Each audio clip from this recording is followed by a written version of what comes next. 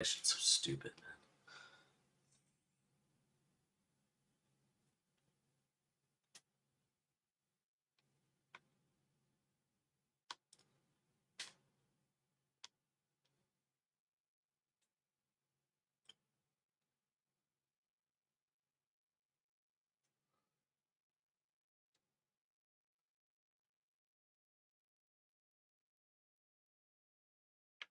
All right. I'm just gonna give it a little bit of time before we go live again. You know, we got freaking policy issues from all over the place because YouTube decides that it needs to be, you can't show highlights, so that's awesome.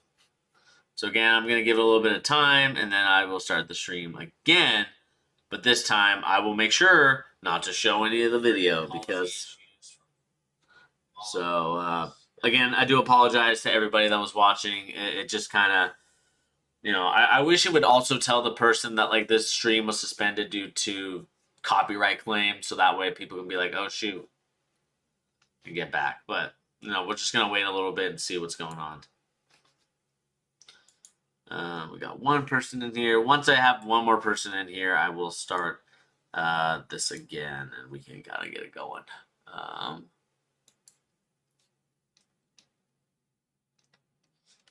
Again, YouTube, you suck. Just for me, just trying to show highlights. Excuse me as I don't make my, you know, thing bigger. I apologize, I guess. I don't know what you want me to say. I guess you want me to be like there, I guess, and then have me stretched out right here. Is that better?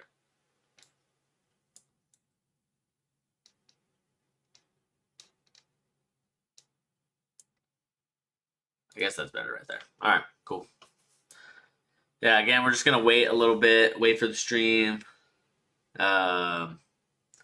Make myself bigger, I guess, because YouTube, again, just doesn't like it for whatever reason. So just giving it a second, guys, and then we'll start back up again.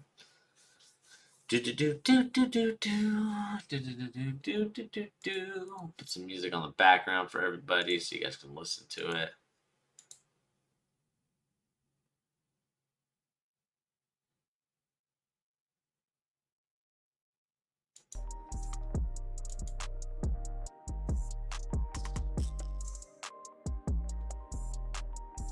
So I'll play some music in the background while we're just kind of waiting for people to hop in on the stream. I'm honestly, I'm gonna text you, or not even text. I just want to talk to somebody at YouTube and just kind of get their stance on just talking about highlighting in film. Like I still to this day will not understand why, if you are a coach trying to show stuff like, hey, that, you know, they decided to do this coverage, or hey, you know, they decided to go to the whole, like, to me, it's one of those things you just look at it, you're just like, you know, it's frustrating. And I know that it's not something that you guys really care about, but again, I am frustrated because now I have to start a whole nother stream, and it just becomes an annoyance at this point. So just kind of is what it is at this point. I'm not trying to deal with it right now, but we'll just wait a little bit.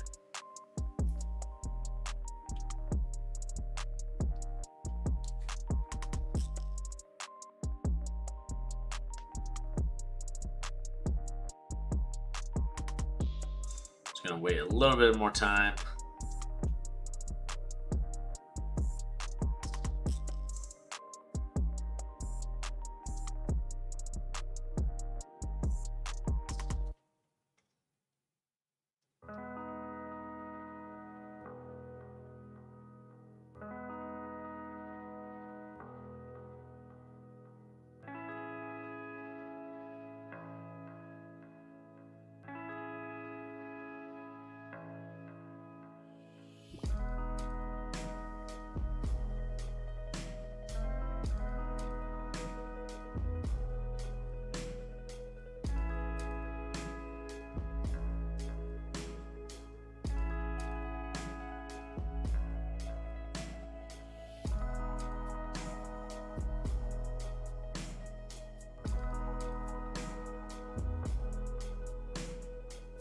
All right.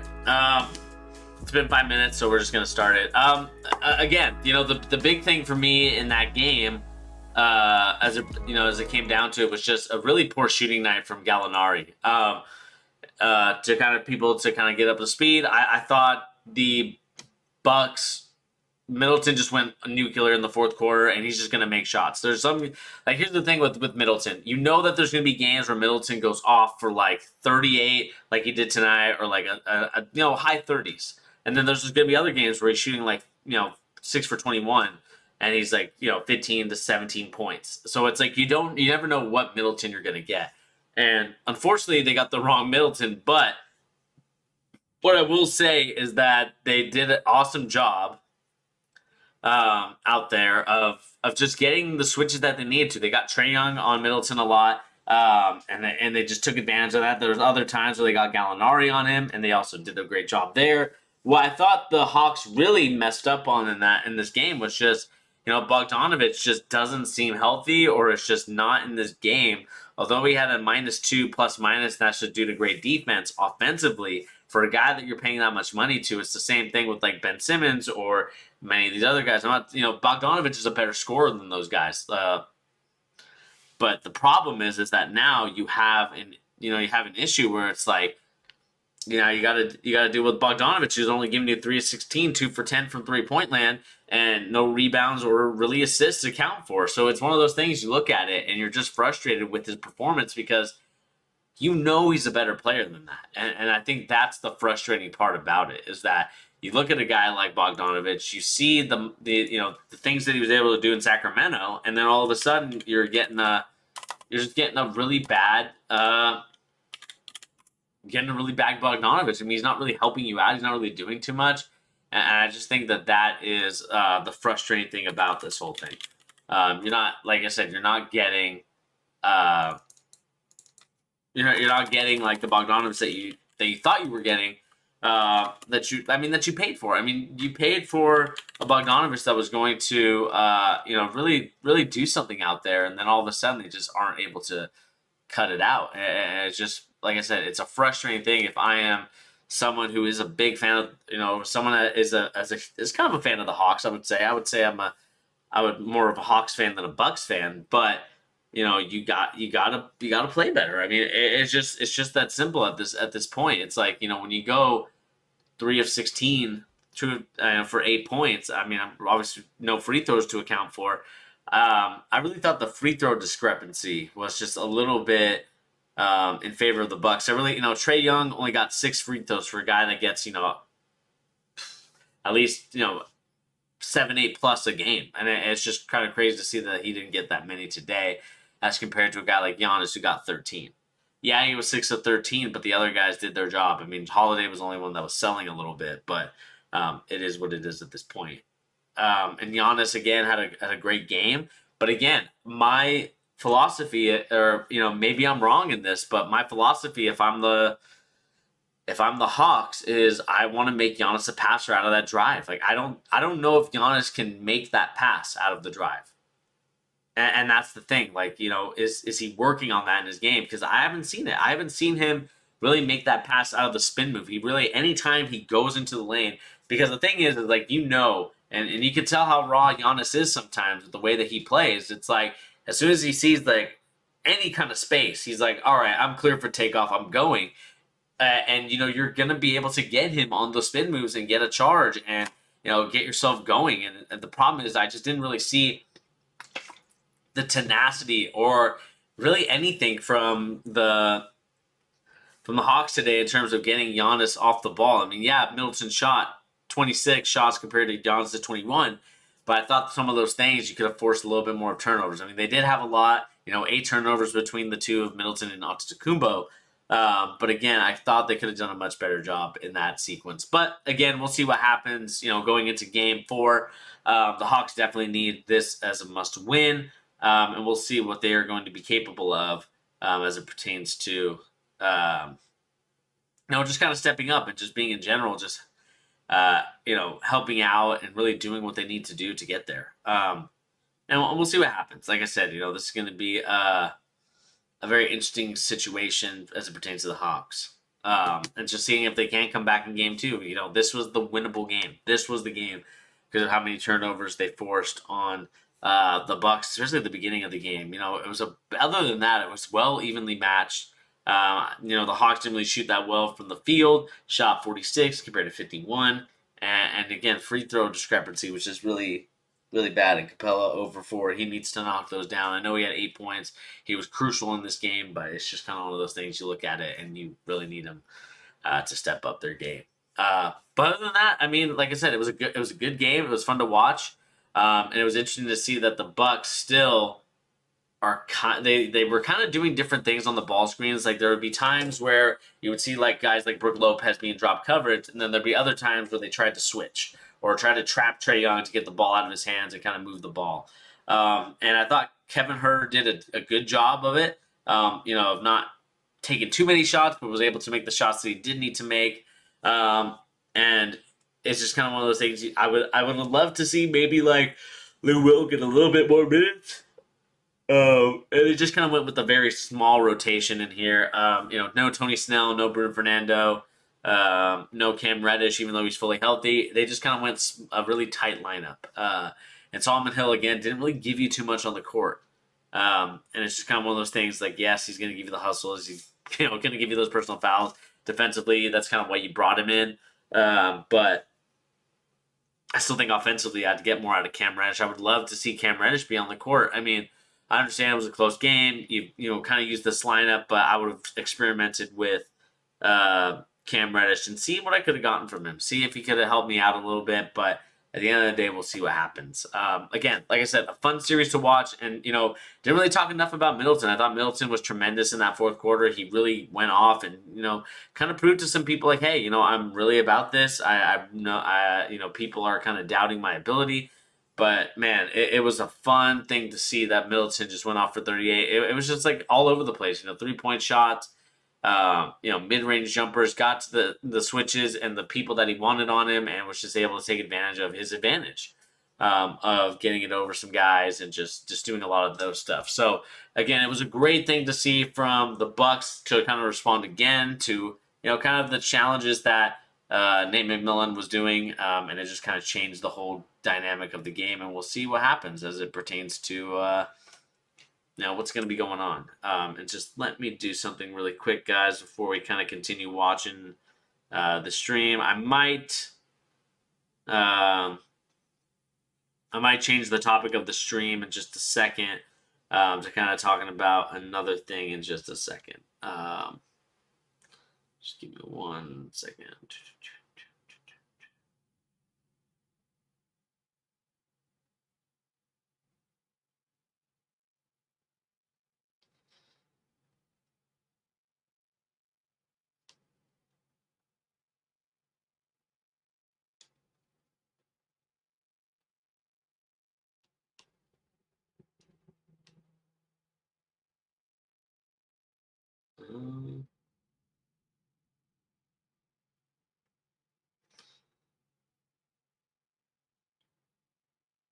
Give me 1 second, guys.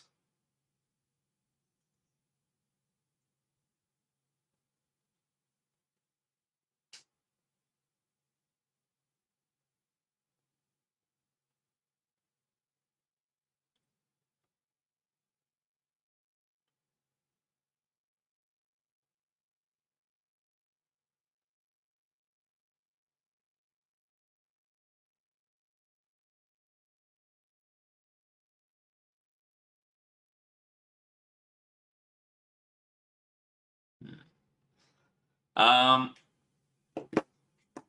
okay.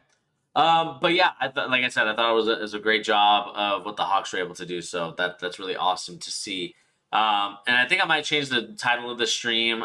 If you guys just give me 1 second. Oh, did not want that. Actually, I'll have that, but over here while it loads up. Just give me 1 second, everybody. I'm just gonna change the title of the stream really quick. To kind of talk about what we need to talk about here. Let's see here. No, that's not what I want either. Let's see here. Oh, whoops. Let's get off of that so we don't get a copy ID strike because we know how they are. Let's see here. There was something I was going to talk about. Well, not talk about, but I'm trying to see how to change the stream.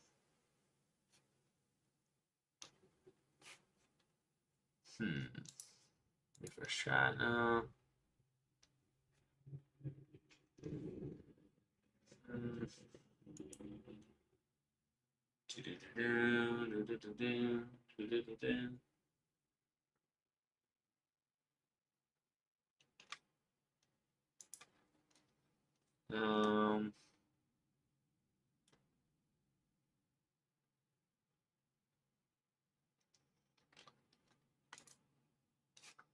Whoops, don't need that.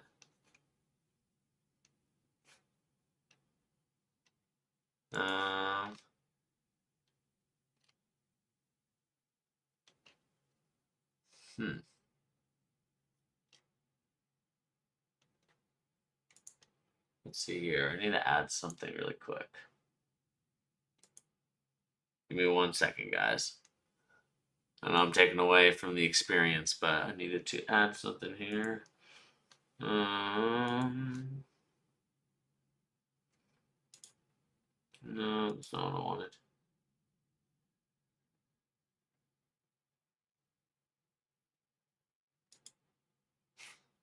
That's not what I want either. Ugh. Where is it?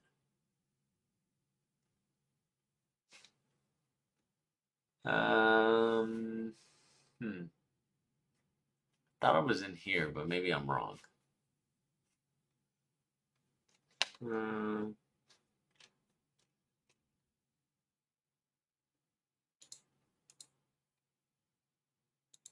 Stream quality's good. No, not schedule stream. Oh, this is so annoying. As I kind of figured this out, why don't I?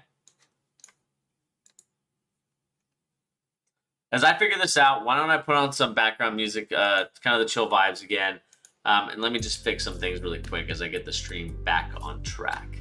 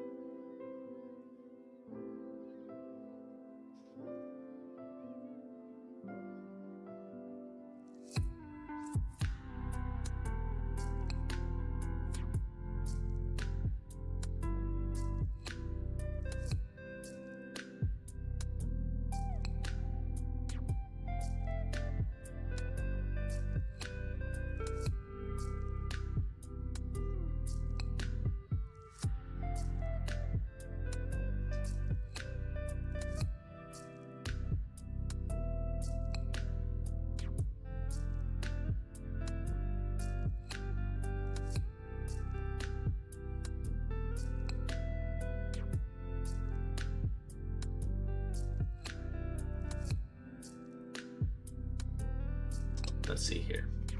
All right, now we got 4 people in here. Okay. Oh, I was gonna change the name of the stream really quick. Change the name.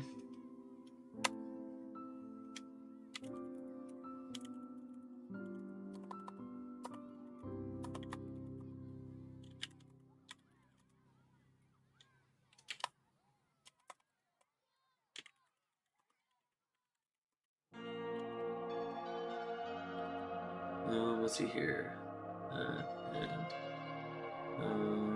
Something else.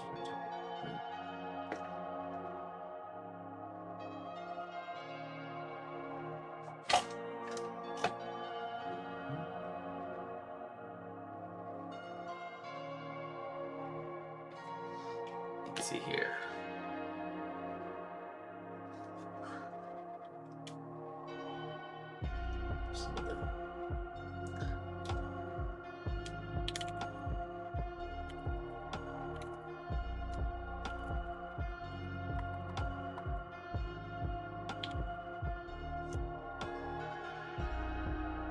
All right, hopefully it changed the name of the stream so you guys can see. No, not that, not that. Let's see here.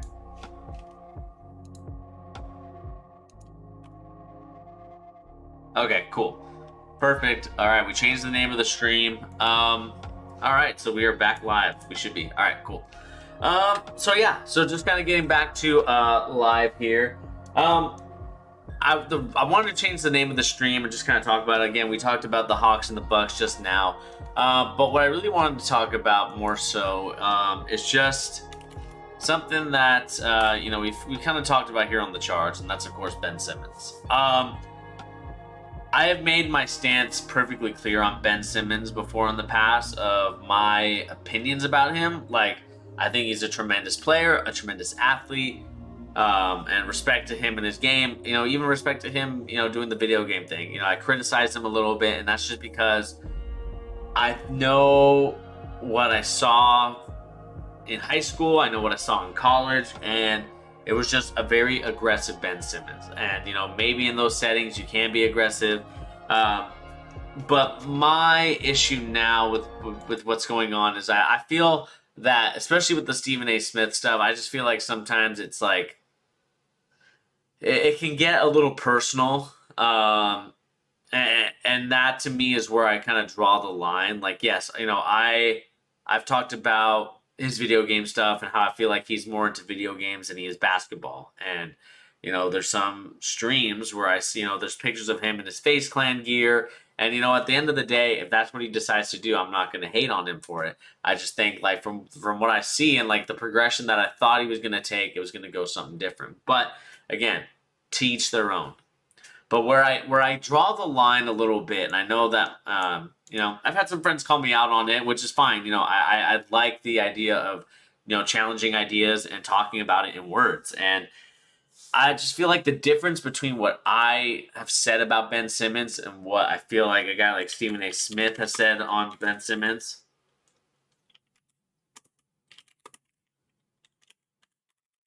it's just, to me. Let's see here. I'll kind of read it from the New York Post so you guys can kind of get a better understanding of what I'm trying to say. So,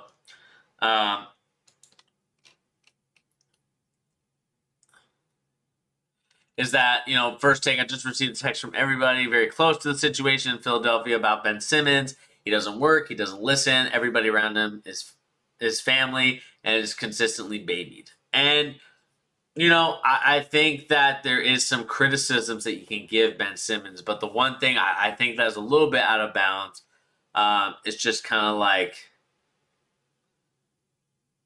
you know, kind of saying the stuff without backing your sources. I understand, like, oh, that's how you get your sources. You know, you don't reveal them, but they just come to you. To me, I just think what it comes down to for a guy like Ben Simmons is just having the confidence, just having the ability to shoot the shot. You know, I feel like Giannis is a perfect example. A guy that, you know, is not the best shooter in the world, but will still take him when he's open. And I just feel like it's the same thing for me with Ben Simmons. It's like, I need that type of thing where I feel like that'll take him to the next level. And again, the way that I criticize it, the reason why I criticize it, and we talked about it before on the channel, is that, you know, he was an all-star this year where I felt like guys like Trae Young and many others could have gotten the all-star vote there. But then you just kind of look at his progression from the seasons. You know, his best year was his second year, was an all-star, but I thought his last year that he just played, I just didn't think he was an all-star.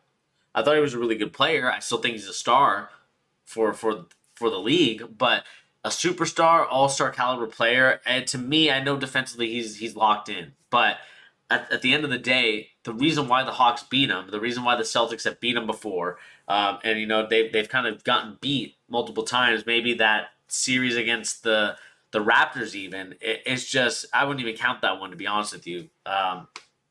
Like, to me, what it comes down to more so is that they can't rely on Ben Simmons to shoot the ball. And I just feel like he's a guy that wants to stay at, like, a content 50% shooting throughout his game.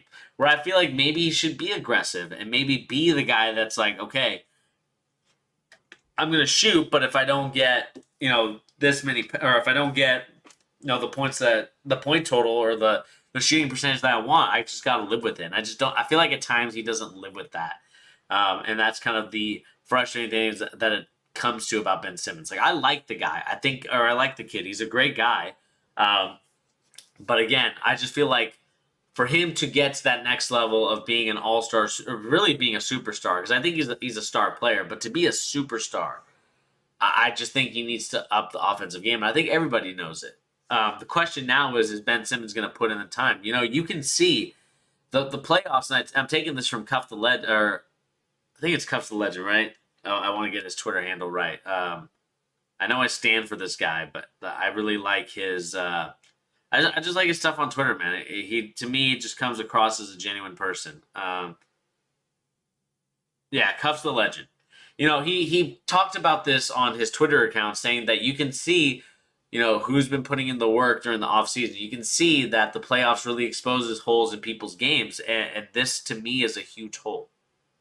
The huge hole for me is that Ben Simmons mentally knows that he's a bad shooter and will purposely not shoot the rock when basketball has to be about shooting because the opportunities are so limited in basketball, and you're just gonna have to live with the result. Like I understand Ben Simmons is not the best, and you got to play to the best of your ability, and you got to play to your strengths rather than your weaknesses. But at the same time, but again, what I find frustrating from a guy like Ben Simmons is that I expect a lot more, and I know he does too, and I think he knows that he needs to step up in that instance because look, you know, right now people are talking down about him. People are making these stories up, whether they're true or not, about Ben Simmons. Stephen A. Smiths of the world saying that he's baby and saying that the Warriors should go and get a guy like Ben Simmons and make him the Draymond Green, and that he doesn't work and doesn't listen. I mean, I think at the end of the day, any coach will tell Ben Simmons he has to shoot, whether it's Brett Brown or whether it's Doc Rivers. And again, we also have to start questioning Doc. In my opinion, we have to start questioning Doc Rivers. For as much as I love the guy for winning a championship for me in Boston, I still have to question his coaching. I mean, there's times where I feel like he's getting outcoached by some of these younger guys and just kind of blowing these leads or blowing, being the number one seed. Like, yeah, you can get to the number one seed. That's great. But you have to do something with that number one seed. And I feel like he hasn't done that since the Boston Celtics days. He had a chance with the Clippers and just couldn't do it. And now we're back here. And I just find it frustrating because I know that the 76ers team is too talented, in my opinion. Like, even that Jimmy Butler era 76ers was a really great team. And I really thought that Jimmy Butler should have stayed. Because I really liked that team a lot. But it got them Tobias Harris, I guess. So no harm, no foul. But still a little disappointed that Tobias Harris just couldn't work there, and it just didn't work out. But that's just on the 76ers. They have to figure out a way to get them together. Oh, what's up, Grayson? How you doing, man?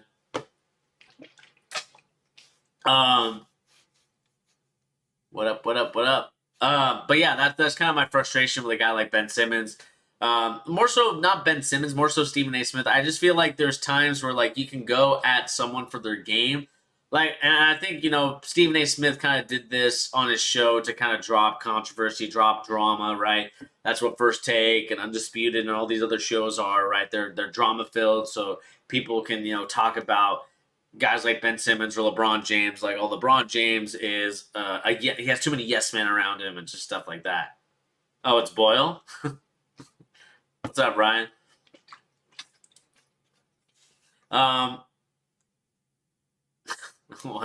What's up, Ryan? But again, like I said, I find it frustrating because I really think that they could do a much better job of talking about the analytical stuff of it. I know Kendrick Perkins at times it just doesn't come like there's some takes that I like about him, there's some takes that I don't really like about him. But for me, like guys like Stephen A. and Max Kellerman, I just feel like the dynamic of First Take has gone downhill. I just feel like they had their moments with Skip Bayless and Stephen A. Smith, and even Shannon Sharp with Skip Bayless. I still think Shannon Sharp is a good guy, and I like his takes and opinions. But I just feel like going at a person's character and saying that they're lazy or talking about when you don't even know them like that. Like, if Stephen A. Smith was always around Ben Simmons or was always in the Philadelphia area, asking guys. I mean, you could say one source close to me. I received a very, very close, what's very, very close? Is that like someone from the 76ers organization? Is that, someone on the street that lives next to the practice facility that's saying something? Yeah, man, like what does very, very close mean? And that's the stuff that I want you guys to start thinking about and start kind of really picking at is like when people talk about their sources, it's like I want them to name names of these sources, whether they're like I received sources from someone in the Sixers organization, or I received sources from someone in Ben's camp, or someone that works like that has worked with Ben Simmons before. Has said like that to me, and work could be anything, right? You have to start questioning stuff and not really take Stephen A. Smith's word for what it is. Or because I do feel like they do talk about things just to stir up drama, and this again is another drama-filled thing. We talked about the Damian Lillard stuff a little bit later in the stream, and to me, it just kind of gets to an nauseating, frustrating part about NBA media and just the media in general. It's just let's be honest. Let's talk about things. Let's actually have a dialogue and a discussion. Instead, I'm getting Stephen A. Smith talking about, oh, well, someone very close to me was saying, like, someone very close to the situation in Philadelphia. Like, you don't even say the 76ers. You say Philadelphia. I could interpret that as someone that lives in the Philadelphia area just will talk about it. And that, to me, is the frustrating part. So, again, I'm not too worried about it. But like I said, I mean, the criticisms are there, and it's the same ones that I've been having since year 2 with Ben Simmons, and that's he's got to learn how to shoot, because at the end of the day, shooting none in his first 2 years, like actually playing his first 2 years, and then finally taking some, but those aren't really much. I mean, I just want to look at totals, and we'll kind of take a look at the totals in a second. But playoffs, it's even worse. Like 0% from the playoffs, and it just won't cut it. And it's a very frustrating situation to see. 62% from the floor, doing it okay, and then this year was just 11.9 points for a guy that's supposed to be a star player, for a guy that's supposed to get you as the second guy. It just can't happen, and it just makes you wonder: are they done with this Embiid Sims experiment? Because we also have to talk about Embiid as well. I think Embiid gets hurt a lot, and that's just kind of his history, and that's just kind of what you're gonna get from Embiid from now on. Is like, to me, you're not gonna get a fully healthy Embiid all season. Like you're gonna get a banged up Embiid, and we all know a banged up Embiid is just not as effective as a healthy Embiid. Obviously, that's obvious statement. But the issue that I have here is that he can never stay healthy enough or be like the right amount of health to really push for a consistent playoff battle. We just talked about, I believe that was the first round of the basket. That's the first round of the series. Like, I feel like it's the same song and dance every time with Joel Embiid. And, the same thing can be said about Anthony Davis in that aspect. Happened again this year. And we could talk many more things about it. I still think Anthony Davis is a better player than Embiid. I know that's probably blasphemous to say. But actually, I probably should take that back. Embiid is a better offensive player. But I think Anthony Davis... Actually, no, I'm not going to take that back. I still think Anthony Davis can be the best player on your team, and it's just due to health, and that's the reason why he will never be that. Like, I get, the what ifs are becoming too much with guys like Embiid and Anthony Davis, and we have to start living in reality of it. Like, we know that Embiid and Anthony Davis just can't stay healthy. It's the same thing with Curry sometimes with his ankles, and it's the same thing with many other of these players that have the injury history. Like, it's bound to affect them at some point, and you're just gonna have to live with that's the way that they are.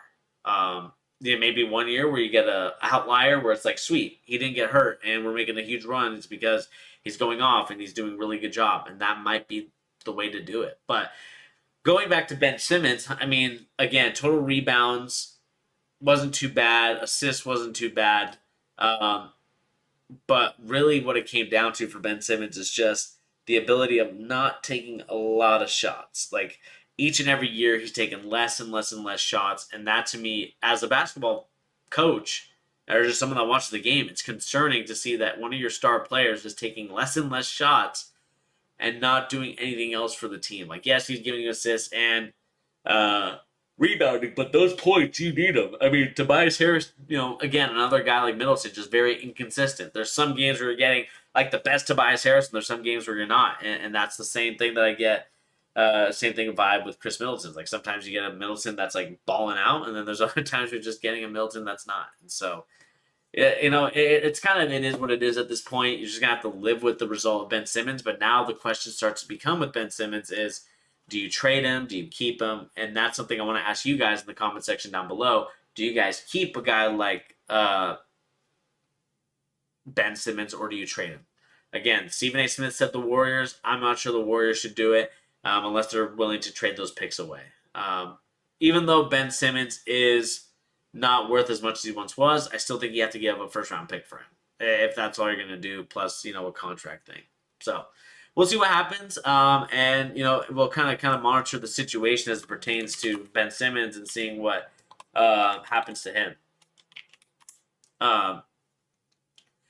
Meanwhile, I did want to talk about the story from Chris Haynes of Yahoo News, and that is, of course, that we got Chauncey Billups officially being announced as the head coach for the Portland Trailblazers. And now the question becomes, Lillard told earlier this month to The Athletic that he would like to see Billups become a candidate. We talked about that before, but now there's reports talking about Lillard could want out of Portland because he is bothered by the backlash from fans and is not convinced that Neil Ashley, the president of basketball operations, can build a contender around him. And like I said, I would have kept Gary Trent Jr. I know that people liked Norman Powell, but I think Gary Trent just gave you a little bit more offensively, in my opinion, and you didn't, and just didn't have to give up that much. Maybe you sign and trade him a little bit later in the offseason, but I think that they do need to do something because C.J. McCollum, I think he was good a couple years ago, but I just think he's kind of regressed. And I don't know if that's going to be the trend. Is it going to be another Gary Harris where it's like, great up into a point, and then he hits a brick wall, and then just fails the team, and then it's like boom, you have to trade him away. And so I think that might be the situation that you're going to get. And we'll see what happens. Again, like the frustrating thing about a guy like Dame Lillard is that he is so immensely talented, and it just sucks to see that he is not in the playoffs right now, and that he's just sitting at home, kind of watching the games or doing raps or whatever else he does in the off season. It sucks to see that he's not doing the thing that he loves the most, which is playing basketball. And I would be frustrated too if I was in his shoes, because I think for me, as a guy that enjoys basketball, it would suck to see that you worked your butt off, and then all of a sudden it's like the reward doesn't pay off, and now you're here, wondering what your shoe's going to do. But yeah, let's see what happens. Again, Lillard, he's still earning on a 4-year extension worth $194 million. Has been loyal to Portland. Some turning on him. I don't think the fans will ever turn on him. If you're loyal to a city, they're never going to turn on you. Maybe I could see their fan. I don't see why their fans would even turn on a guy like Lillard, because he literally is the city of Portland. He gives them everything that they need. The money, the momentum, everything to really get them going. And I just can't see that being the case. But who knows, man? It's a weird story. It's a weird situation that you just have to deal with. And again, it just, like I said, it sucks to see that we're getting this sort of story here. But what was Pete on Saturday game for LA Clippers? Files is because Blazers Billups. The Blazers reportedly held second interview this week with Billups and Becky Hammond and Mike D'Antoni. The meeting with Billups, according to Wojnarowski, took place on Wednesday in Seattle. Man, just bring a team to Seattle if that's going to be the case, man. If you're going to do NBA, side tangent, side rant. If you're going to be in the NBA and you're doing business in Seattle, the only business I want done in Seattle that's NBA is putting a team there. Like, I don't want to see the story of where the chair for the Blazers is living in Seattle. And I understand it's a 3-hour drive. It's not that very long. But still, it's frustrating to see that, do business in Portland. And maybe that's the reason why I think Dame should leave. Like, if you're not even, I know this is not even relevant to the story, but it's just me going on a side tangent and a soliloquy for some reason. But it's just one of those things I look at, and it's like I just want to see a team in Seattle, man. That's it. And maybe that's where my frustration comes from. But again, it's just kind of one of those things where I think Billups. I would have preferred Billups for the Celtics. Just speaking frankly, but I think that the guy we hired. Oh my goodness, I'm gonna butcher his name. Uh, Ime Udoka. Um, is the new head coach for us. So it's gonna be a fun thing to see him kind of become the head coach for us. And just kind of see what he does. Um, it'll be fun to see like what he's able to bring to the table and do for us. Again, me and my boy Pete will talk about this. We're gonna find a time to talk about this story and just kind of break it down together one by one, and we'll see what happens. And it'll be fun to talk about that story. But again, Lillard is frustrated with this situation, and I think you would be as well. You talked about Billups. We were kind of going. I'm kind of going on like back and forth tangents, not really clear line, right? So I was talking about Billups, and I would have preferred him. Again, Udoka, not a bad hire. But for Billups, I think they got the coach that they wanted. But again, is that going to be enough to keep Lillard happy in Portland? I just don't think so. I think their roster is not constructed to win a championship. I think that when you look at some of their players, they're very young. They have some inexperience, and you're going to get little things to Yusuf Nurkic, but you need to. It needs to be a better player than Yusuf Nurkic. And maybe they need to trade CJ McCollum and maybe get a forward, um, and just get somebody that can be a wing scorer. And I think that's what they need more so. And then also Garrett Ennis Cantor. There's so many players that they could get rid of. I like Carmelo Anthony kind of being your wing scorer, but he's just not consistent enough. And also, as someone that kind of is older and sometimes comes off the bench, you need some young guns in there to kind of help you with that. Carmelo is not the young spring chicken that he once was. He's still a great player. I'm not denying his talent or ability, but you still need some more guys in there to help you out. And so we'll see what happens. Again, my take is that I think Damian Lillard's going to leave. The question is, where is he going to go? There's rumors that Ben Simmons for Damian Lillard might be on the table, and maybe that's what you do as the 76ers is to trade away Ben Simmons and bring in Damian Lillard to pair up with Joel Embiid and see if that lineup works. Again, I'm not sure why Portland would do that. Maybe Portland will succumb to Damian Lillard's request after being so loyal, but that's not how it works in the NBA. The players can be loyal, but not the team. That's kind of just the way it is at this point. There's some where it's like, okay, I understand. There's other ones where it's like, all right, they've been with you for so long. The least you can do is just kind of give them a heads up. But again, we'll see what happens. And we kind of continue talking about this. Jason Kidd is now going to become the coach of the Dallas Mavericks. That'll be kind of interesting. We'll talk about that a little bit later with my boy Pete. But like I said, I think that Chauncey Billups is going to be a great coach in the NBA. The question about Chauncey Billups in the NBA as a coach is, what team is he going to get his first job? Is it going to be this Trailblazers team that we're seeing right now, right, with Dame Lillard and CJ McCollum, or are they going to try and spice it up and change some things, or maybe they don't, and maybe it just kind of stays the same? That to me is the biggest question mark for the Trailblazers is, are they going to honor what Lillard wants? Because here he also talked about a tweet, quote, sometimes it's not the people who change, it's the mask that falls off. And it's just kind of like, people, you don't have to be, people are going till, sorry, don't help. They're not responsible or going to attempt to reach the column. We talked about here, I think, what was it? Team announced they would hold news conference on Tuesday, choosing the coach, but did not name the candidate. Some fans sent messages to Lillard via Twitter asking him to reconsider Billups, an extreme disappointment in the decision. Many also support him as well. To one tweet from the self-proclaimed Toronto Raptors fan who partially blamed Lillard for the hire, he responded, "Really? I was asked for what coaches I liked, the names I heard, and I named them. Sorry I wasn't aware of their history. I didn't read the news when I was 7, 8 years old. I don't support those things. But if this is the route y'all want to come at me, say less." I want to see this tweet.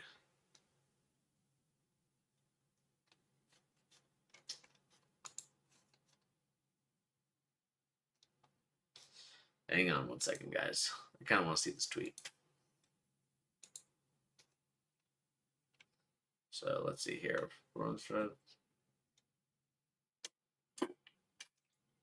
Okay, gotcha. Some cancel culture stuff.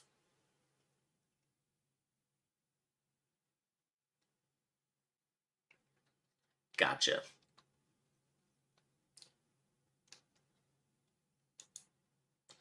Okay. I mean, that's just kind of the reality of it. And again, it's just kind of one of those things where fans are blaming Lillard for, like, this to me is just what's crazy about NBA Twitter fans or just fans in general of teams. And I just think that there's not a lot of even, like, look, you can be a huge fan of whatever team. Like, I'm a huge fan of the Boston Celtics. I'll give me an example, but I can also be critical of times of when they've made great decisions when they have not, as an organization. And I think there is a little bit of a different case because it's more so of like, oh, Lillard, how could you not know about stuff? Like, and that's the thing. Like, he talked about it. He was like 7 or 8 years old. Like, what like, does Lillard have to know everything about every single? And that's the thing. Like, does Lillard have to know everything about every single person? Like, is Lillard gonna know, if the owner of the Trailblazers, did what according to the Oregonian that Chauncey Billups did in '97? It's like, is Lillard supposed to be like, you're not supposed to take money from that? Like, and that's the thing. It's just you don't know. And it's so frustrating to see that cancel culture. And I know this is a rant on cancel culture. Cancel culture is the dumbest thing in the world. I will still say it to this day. I know that people in the real world are saying that cancel culture, and that's the thing. Like, it's just hard for people to separate both the real world and the social media world. It's frustrating because I think it'll lead it'll rub people the wrong way, and you can see why it does. And again, it's just so unnecessary. And it's like, why don't we hold the people that actually did that, or allegedly did that stuff, right? Why don't you talk to them instead of Damian Lillard? Like, Damian Lillard has nothing to do with them. Damian Lillard doesn't pay his salary. He just gave him a name because he's like, yeah, I kind of like that coach, and I like him too. I still do. Maybe he's a good candidate. Who knows? But again, it's just frustrating to see that that's the case. But with that being said, we're going to cut the stream short today. Sorry, guys, for kind of the abrupt stream earlier at the beginning of the stream, talking about the Bucks and Middleton going off for a career high 38, and then kind of talking about Trae Young's injury. Is he going to be okay? We're going to find out more so about what kind of ankle sprain it is. But we know ankle sprains ain't no joke, and we're going to see what the medical staff is going to provide for him. But with that being the case, this is, of course, your boy Bernie here on The Charge, getting the latest NBA news and rumors and also basketball opinions. Guys, remember, we do have a merch section. We do have donations if you guys are interested in donating to the channel. And, of course, like I said, we have merch. T-shirts, mugs, and a sweatshirt. So get yours today if you want it. If not, it's all cool. It's just there if you guys want to support the channel.